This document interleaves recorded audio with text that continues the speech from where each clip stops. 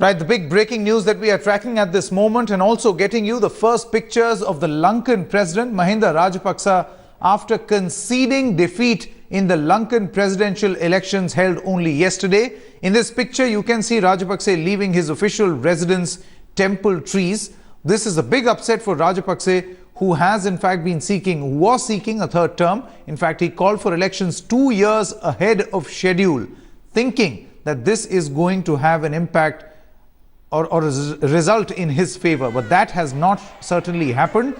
There is a big upset for Rajapaksa and his entire family, who were part of the cabinet in Sri Lanka. We have T.S. Sudhir now joining us. Sudhir, the images that we are showing just a short moment ago of the Sri Lankan president Mahinda Rajapaksha leaving his residence, Temple Trees, it's quite obvious that after 2 terms, it's a big upset for the president, because he must have thought to himself that I have given so much, I have been able to give to Sri Lanka an LTTE free environment, and yet this had to happen.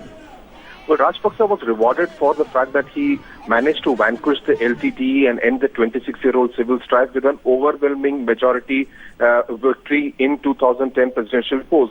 This time he realized that his popularity was on the wane, and given the fact that in November, when he decided to advance the election, there was no united opposition candidate in the fray. He thought he will have it easy, but obviously the opposition had an ace up its sleeve in Maithripala Sirisena, who they managed to woo from the Sri Lanka Freedom Party to contest as the united opposition candidate. And that seems to have upset the apple cart, because electorally speaking, Sirisena and Rajapaksa both belonging to the Sinhala Buddhist majority, Sirisena managing to split that majority vote, and that seems to have really worked in the opposition's favor. So Rajapaksa ending up with a huge upset defeat in Sri Lanka. The winds of change that blew from India obviously seem to have engulfed Sri Lanka also, with Sri Lanka overwhelmingly voting for a change in the island nation. Absolutely. Sudhir, do stay on with us. We have Smita Sharma also joining us from the national capital for the national perspective, for India's perspective. Now, Smita, very good morning to you. This is a huge news that has come in from Sri Lanka. There is a change of power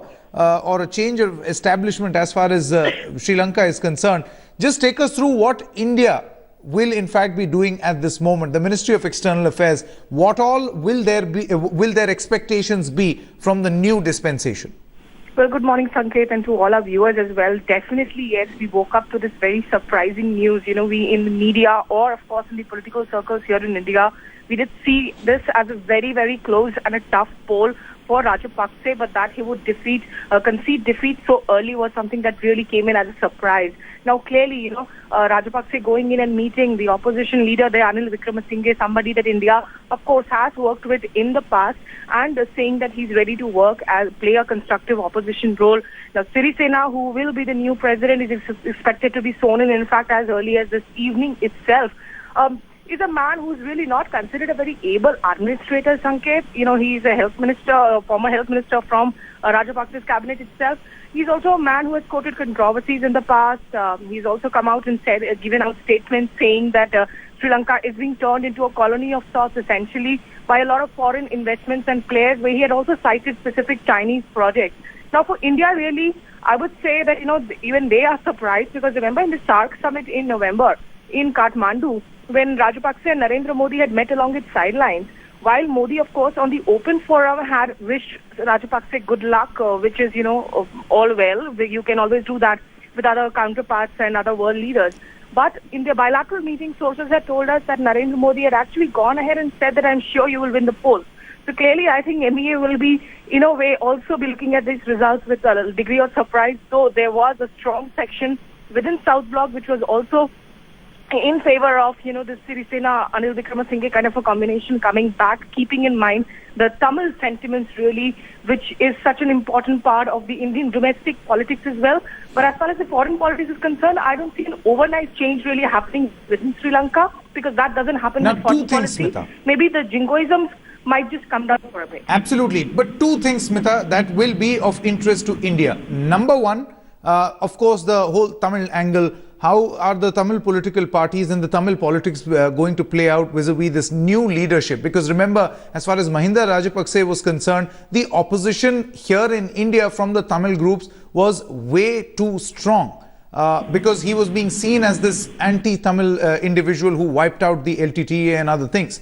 Whether that will be the same with Mr. Sirisena, whether that same sentiment will be associated with him or not is number one as far as India is concerned. The other thing, Smita, is the fact that the big thing of concern, or the big point of concern for India was the number of, or the importance of Chinese investments in Sri Lanka. What is really the position of Mr. Sirisena as far as those investments are concerned, the China-Sri Lanka partnership in India's neighborhood? So on these two points, what really is India's perspective? How are they looking at this new leadership? Well, Sanket, as I just mentioned that Mr. Sirisena, in fact, during the electoral campaign, we saw him, in fact, come out and say that a lot of these foreign players, where he was also citing Chinese projects, that they were converting Sri Lanka into a colony, literally. But, I would not take these statements too literally at this point in time, because at the end of the day, remember, once you're in opposition, you might, you might campaign in prose, but you govern in poetry. So he will obviously look out for Sri Lanka's development interests, for Sri Lanka's infrastructural interests. But yes, he's not the same authoritative figure as a Rajapaksa. Rajapaksa, after having won that war, the 69-year-old man, he exudes a lot of confidence. That is not Sirisena's personality, at least at the moment. Maybe after a term we will see that transform. But really, as far as India is concerned, look, India and Sri Lanka have very old ties. As far as the Tamil reconciliation process is concerned, that has been India's greatest concern ever since that war ended in 2009, the decades-old civil war that ended. But remember, there were just so many serious charges and allegations against Rajapaksa of not just militarily crushing the LTTE, but also of completely ignoring Tamil sentiments, of the Tamilians, the Tamil minorities really being caught in that crossfire in Sri Lanka.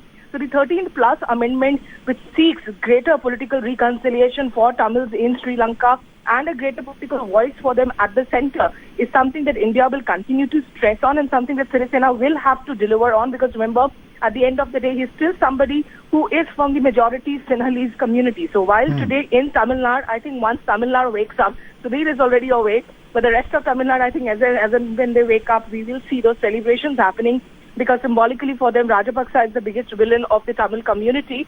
But at the end of the day, whatever happens within Sri Lanka will be a time-taking process. It will not change overnight. Absolutely. Sudhir is awake, and Sudhir also made this very important point about 20 minutes ago in this broadcast, Smita. And let me get in Sudhir once again to reiterate that point. Sudhir, the Lankan parties, or parties in Tamil Nadu, you were saying, will not see much of a difference between Mahinda Rajapaksha and Sirisena, because as you mentioned, they're both representing Sri Lanka, they're both representing Sri Lankan interests, and they both represent the majority Sinhalese community. But in terms of relative hatred towards the leadership of Sri Lanka, could Mr. Sirisena strike a more reconciliatory note with the Tamils? Well, everyone does hope, Sanket, that Sirisena would apply the healing touch, which is so much required as far as the Tamil minority areas in Sri Lanka, especially northern Sri Lanka, are concerned. And that would really be expected of the new president of Sri Lanka.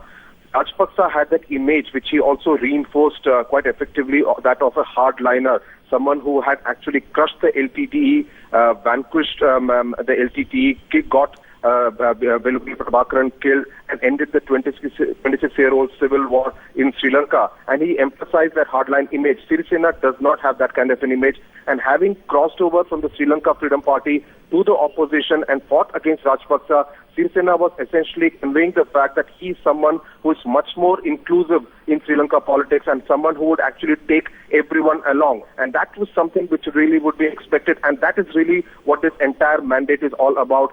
Sri Lanka has essentially voted for change, one, and number two, someone who actually takes all groups in Sri Lanka along, and that is going to be the biggest challenge for Sirisena's presidency. Now, Sudhir, before we let you go, in 2009, when the last elections were held in Sri Lanka, Mr. Sarath Fonseca was the challenger to Mahinda Rajapaksa. He failed miserably. In this particular case, we have seen that the challenger seems to have won. You were there in Sri Lanka just a couple of days ago. Did you see this coming? Well, the writing seemed to be pretty much on the wall, given the fact that there was almost a desperation in Mahinda Rajapaksa's camp to ensure that they go all out to get all the votes in their kitty. They were quite rattled by the fact that the opposition had managed to get their act together, put up a unified candidate, and in fact in the last week of December was really the game changer when many Tamil parties, Muslim groups actually switched allegiance and moved over to the opposition camp. And that seems to have been the final nail in Rajapaksa's political coffin, because that seemed to indicate that many of those minority groups will no longer vote for the president. And in that sense, Rajapaksa should have seen his defeat coming even a week before Sri Lanka actually voted on the 8th of January. But yes, at this point in time, as I said, it is going to be a mandate for change, and that is going to be Sirisena's biggest challenge, to take everyone along in this particular campaign. You mentioned 2010 presidential election when Sharad Fonseca, the former army commander, who played a part in actually defeating the LTTE along with Rajapaksa, was defeated quite badly. In fact, he was subsequently jailed and court-martialed and jailed. But this time, obviously, Sirisena, learning the lessons from 2010, ensuring that the opposition did not make the same mistakes, and ensuring that Rajapaksa's electoral base was effectively eroded in this particular presidential election. T.S. Sudhir as well as Smita Sharma, thanks very much for all the updates. Of course, it will be interesting to see how the outgoing president is going to respond. Will he leave with grace? He has in fact left his official residence. What exactly does he say? Will there be a press conference? Will he bid adieu to politics? And what really is going to be the solution or the change that the new president is going to offer to Sri Lanka, and whether India will find that acceptable or not. Thanks very much for all the update.